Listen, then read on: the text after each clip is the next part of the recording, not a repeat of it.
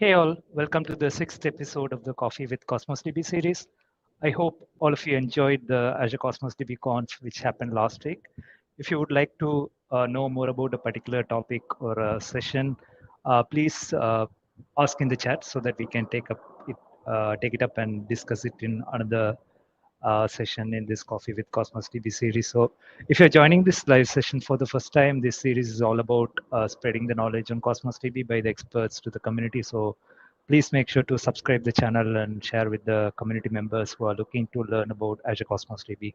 And if you're interested to present or have any feedback, please reach out to me. And thanks for all the support and feedback so far.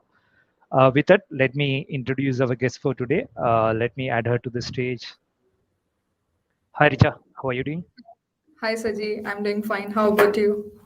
Yeah, doing well. Richa, you can go ahead and introduce yourself. Hey, sure. I'm Richa Gaur. I'm a product manager at Azure Cosmos TV, and I majorly look into elasticity, majorly serverless, and resource governance aspects of Cosmos DB. Yeah. So today I'm going to be talking about customers' favorite topic, throttling. Yeah. Since you said it as favorite, I think it's the most critical topic that customers would love to hear about, right?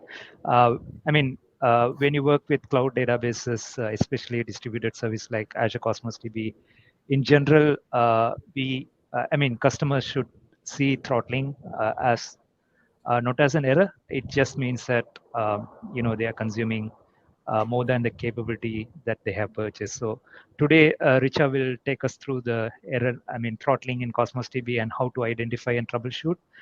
We will understand about why throttling occurs and what are the potential causes and how to go about troubleshooting them. It is going to be an interesting session and also a discussion. So let's jump into that directly. Richa, I know that you have some slides to share. Please proceed. Yeah, sure. Just give me a second. Yeah, is my slides visible? Yep, we can see it. Before we get started, this is one of the questions I had. Most of the audience would have as well. So what is throttling in Azure Cosmos DB? Can you just start with the intro about it, and then we can go into the detail aspects of that? Sure. Before we talk about throttling, let me give you the context actually.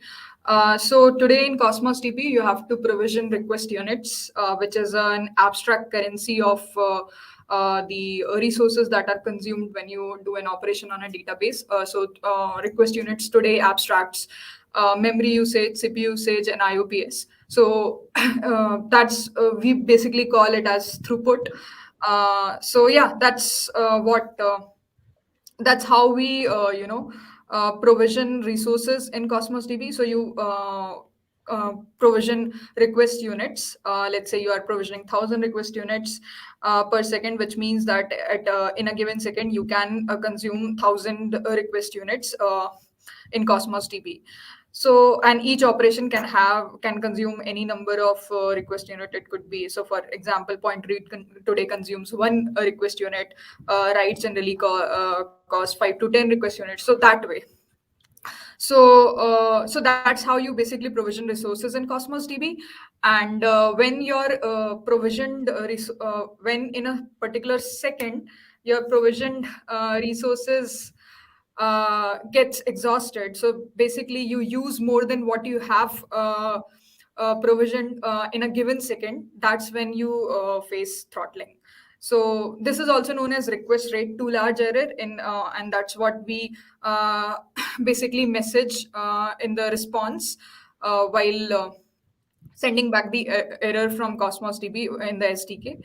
So yeah, basically the rate limiting occurs when you consume more than what you have provisions.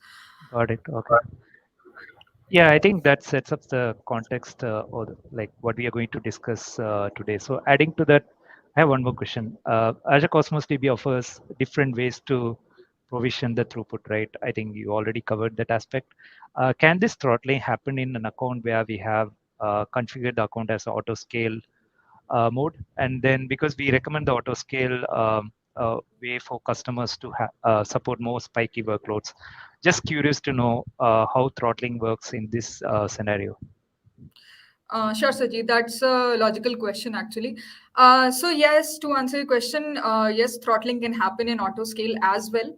And that will happen when you consume your maximum provisioned throughput in the auto scale. So today, auto scales allows you to scale between 10 to 100% of what you have provision. So let's say you have provision 1000 RUs, then you can scale between 100 to 1000 RUs at any given point of time.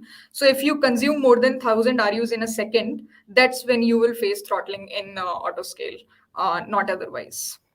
Got it. Okay. Yeah. Uh, I know. I think most of the developers love Cosmos DB, and it's a great database for developers since you are providing great tool sets and SDKs around it, right? Just a question on the error code 429, which maps to throttling. When customers want to see these errors on their monitoring site, like why they are not able to see 429s in their application metrics? And also, can you talk more about should customers always see this throttling as a major issue? And do you have any recommendations? Yeah, Sure, Saji. That's actually customers actually ask the same questions to us, in fact, and that's what usually happens. That customers do see 4 to 9's status code in their Azure monitor metrics and in the Azure portal metrics, but they don't see 4 to 9's in their application monitorings. And the reason for that is because when you use Cosmos DB, you use most of the time you're using any client that uses Cosmos DB's SDK, and Cosmos DB SDK internally retries the 4 to 9 status codes. So whenever there is a response from Cosmos DB backend with response code 4 to 9, then Cosmos DB will automatically retry these requests, and by the default number is 9. And after when the 9 retries are exhausted, only then the error is passed to the application client code. But as it often happens, most of the times a request gets successfully executed in 1 or 2 retries, and that's why the customers are not able to see any 4 to 9 in their application matrix. Hope that makes sense. yeah, definitely. Yeah. And also, I think the scenarios that you wanted to address, like the customers see should see throttling as a problem. Like when Yeah. do they, get in touch with us if they see throttling? Like, do you want to address that part as well? Sure, Saji. Yeah. So most of the time we see throttling as an issue, and because it's mostly perceived in negative sense. But for Cosmos DB, most of the times throttling is not even a problem. So if you see between 1 to 5% of requests with 4 to 9's and your application's end-to-end latency is acceptable, then this is a healthy sign that you are maximizing the RUs that you have configured, and you are actually utilizing what you have paid for. So it's a perfectly valid situation, and you should not be worried about throttling if your end-to-end latency is acceptable and it is less than 5%. Got it. uh, yeah. So coming to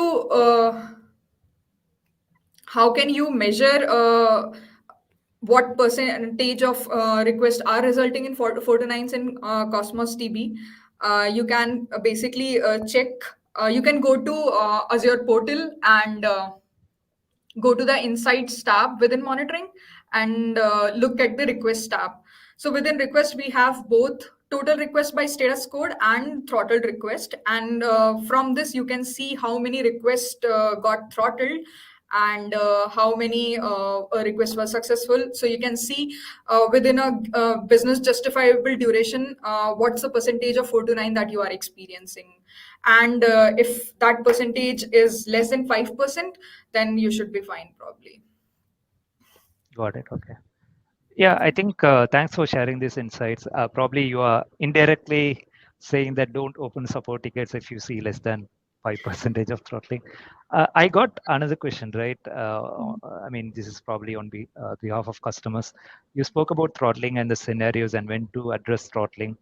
I know we have this hot partitioning that would result in, throttling, and how to identify and how to solve hot partitioning problem. Maybe you can elaborate more on that. Yeah, sure, Saji. So, coming to how do you actually navigate throttling in Cosmos DB? As I earlier mentioned, less than 5% means that you are fully utilizing your workload, and if your latency is acceptable, then this should be probably fine. But if you're seeing more than 5% of throttling, that's when you need to troubleshoot it further, and you need to potentially identify the causes for throttling.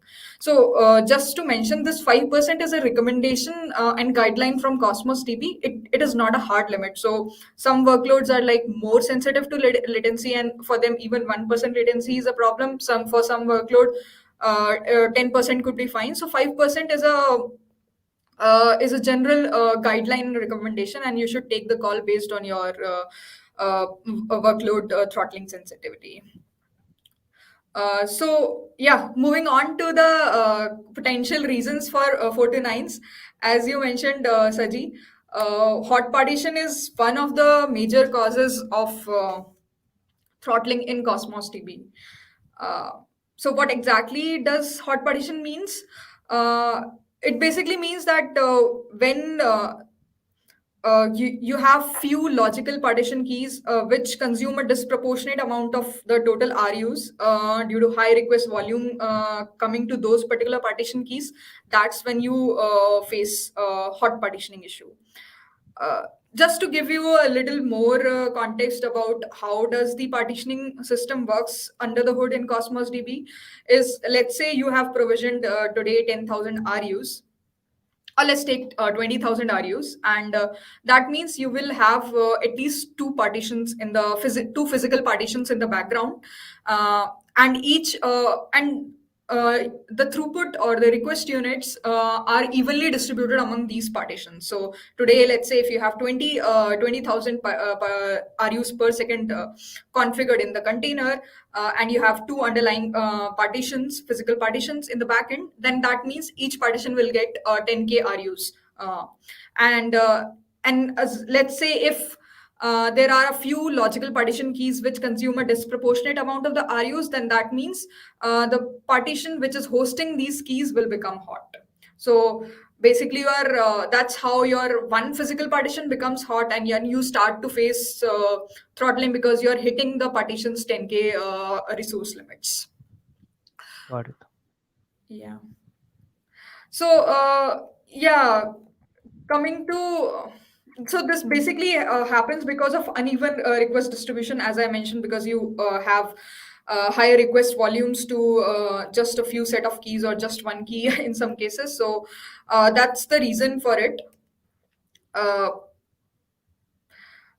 so basically, how to check for hot partition? You have again just come to the Azure portal monitoring tab.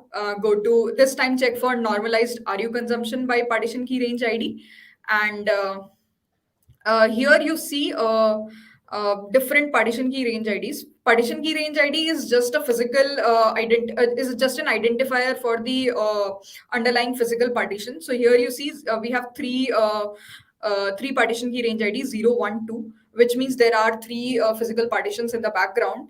And if you see, only one of the partition is consuming 100% throughput, rest are 0. So the general idea is, if one or few of your partitions are consuming consistently high percentage of RUs, let's say greater than 90%, and rest of your physical partitions are consuming lesser throughput, let's say less than 50%, then that's when that's a scenario of hot partition. Only few of your physical partitions are utilizing more than what is provisioned, or like consistently high RUs, and that's when you should be worried.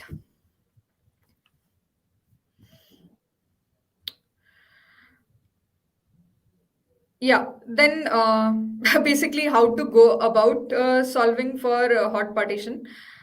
So there are basically two approaches you can take. For short-term solution, you can increase your RU per second, which basically means increasing RU will allow more RUs to the hot partition, and it can resolve throttling to some extent for your hot partition. But it will also mean that you'll have to pay for that higher RUs that you have provisioned, and that will generally lead to over provision because the rest of your physical partitions are not utilizing the throughput that you have configured. So it's a short-term solution, but it does work in certain situations where where you have to like solve it very in a very short period of time. So that's the go to solution, but it's yeah, it will definitely lead to higher cost. Another solution could be redistribute throughput across partition. So we have this new feature coming, which basically allows you to redistribute your throughput across different physical partitions. As I earlier mentioned, today throughput is evenly distributed among physical partitions, and so each partition will get 1 by n fraction of the throughput that has been configured. So you can redistribute that throughput to different partitions. So let me just take an example. Let's say you have 1,000 RUs configured and you have two physical partitions underlying. Let's say one of your partitions actually consumes 80% of your RUs and another only 20%.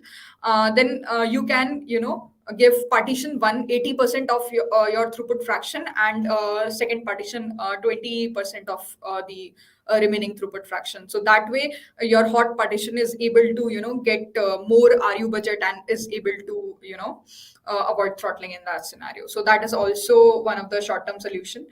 Again, why this is short-term? It's because so let's say if you add more data or you increase your RUs, then splitting will occur, and your partition will basically split. So so whatever fraction you have configured, that will also split.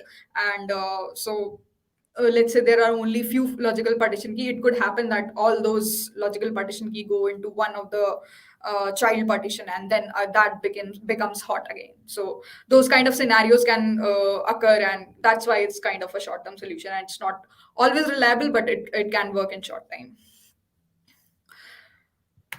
For long term, basically we recommend to change partition key, because if you have hot partition, means basically that you have not designed your data modeling correctly, and you have more queries for only a subset of partition keys, which is generally not the right design pattern. So we recommend to change your partition key according to your query patterns, and we have some best practices for different kind of workloads, for different read write patterns, query patterns. So I encourage you to go through the best practices for choosing partition keys, and change your partition key according to that. So yeah, that being said, changing partition key is not an easy task right now in Cosmos DB, and you'll have to migrate your data from one container to another.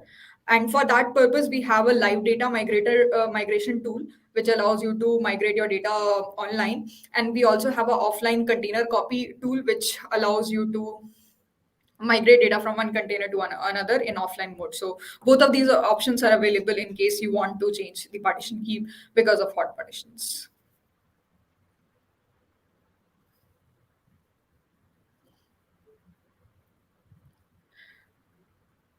Okay. So yeah, this is like one of the reasons for hot partition.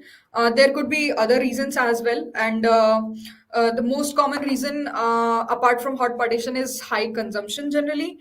Uh, Most of the times, the partitions are consuming high RUs, and basically if most of your partitions are consuming consistently high RUs, like let's say more than 90% or approximately 100%, that means that you have under provisioned your container. That means you need more RUs to address your workload, and you have provisioned less, and that's why you are consistently at high RU utilization, and that's why you are facing throttling. So there could be nothing that can be done. Only you can basically increase RUs in such scenarios. We have so basically how to go about solving throttling problem. Just first go ahead and check the overall percentage of 4 to 9s in your container or database, and if it is less than 5% of your total request count, then there is no action required, and if your latency is acceptable, you can just ignore these. And if it is greater than 5%, then you have to first check for hot partition. And if you see hot partition, for long term solution, consider changing partition keys. For short term solution, consider increasing overall RUs or redistributing throughput across partition.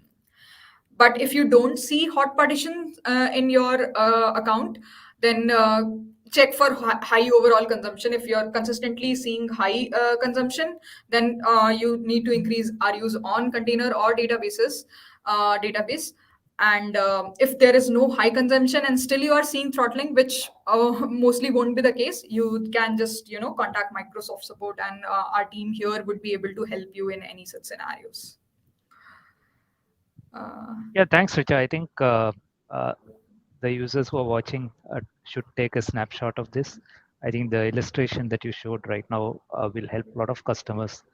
It has the step-by-step approach to get into a solution for throttling issues. So I know, like, I hope it helps a lot of users who are watching this. And I think you covered most of the aspects that we wanted to cover today. There are some questions on the chat. I will just highlight them. You can address Rajesh. When a request is throttled, does it allow the current request to finish and apply the throttling to the next request? Yeah, Rajesh, that's actually valid question. So once the request is accepted to into the backend, then that request gets executed, and if that request has consumed more than the provisioned RUs, then that's when the throttling will occur. So the next request will get throttled, but once the request has been accepted, it will not get throttled. Like, it will execute because we don't know in prior how much RUs will it consume. So once it has been accepted, it will execute, and if it has consumed more than what is provisioned, then the next request will get throttled. Thanks, Richa. I hope that answer you got the answer. There is another question from Subhashish. Can we get 429 errors for metadata operations if we hit the limits, or are these populated by Azure Cosmos DB service differently to the end user? Yeah, that's an interesting question actually. Users can get 429 for metadata operations, and currently we have 250 RUs as metadata request limit. So metadata is basically like creating a container, creating a database, or provisioning throughput. So all the metadata operations are, for all these metadata operations, we have metadata budget which is 250 RUs, and sometimes mostly because of bad coding patterns, customers do hit metadata request limit as well, and in those scenarios we send the error response with 429 status code, but the response message is different. In this case, it says that you have hit the metadata request budget, and increasing RUs will not help in this case, because that 250 RU budget is fixed, and it's for the whole account. So yeah, the response message is different, but the status code is same in this case. And most of the time it happens because of the bad coding practice, because you are creating container every time you are querying, or you are listing databases or container. So if you're very frequently doing this operation, there is a chance that you will hit a 250 RUs limit. So most of the times it's because of these coding patterns, and that's where we advise customers to use the right coding patterns, and we have those listed in the FAQs. Yeah. Thanks for addressing that. Yeah, as you mentioned, we do have separate SDK recommendations for getting rid of metadata request throttling. Yeah, there is another question. Can Cosmos DB predict the throttling that is going to happen and alert the customers in advance? Yeah, that's something our users want, and that's something we are already working on in order to, uh, in order to predict a customer's workload pattern. And most of the times, customers have very varied and unpredictable patterns of their workload. That's why we have auto scale offerings, so that you can spike between 10 to 100% of usage because of the unpredictable pattern itself. So to answer your question, we don't have it right now, but this is something we are currently working on, and you'll see something very soon. I think there is another question which is similar to the current one. Yeah. Can we automatically detect the hot partition? I think it's still not available, right? Yeah, we can't automatically detect hot partition. Yeah, we can we can detect whether there has been hot partition in the past. And that's what in self-help, when you create a support request, we are able to identify whether there was a hot partition. And that's, if there was, then we recommend the solutions that I have already shown you in the slides, and like more specific recommendation in that case.